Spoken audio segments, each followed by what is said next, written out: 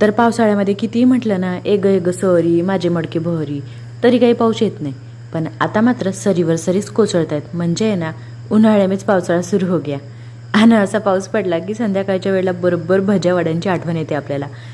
तर आज आपण बनवूया फटाफट असे पालक पकोडे.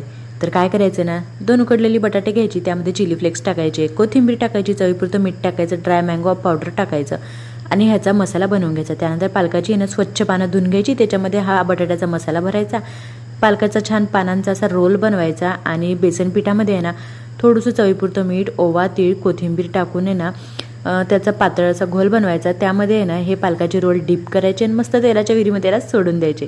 आणि बघा मस्त लाल ब्राऊन होईपर्यंत तळायचे. आणि कुठल्याही चटणीबरोबर, सॉसबरोबर किंवा नुसते खाल्लेत ना तरी हे पालक पकोडे खूप छान लागतात. तर आता मस्त असे पालक पकोडे बनवायला घ्या, पाऊस एन्जॉय करा आणि सबस्क्राईब करा.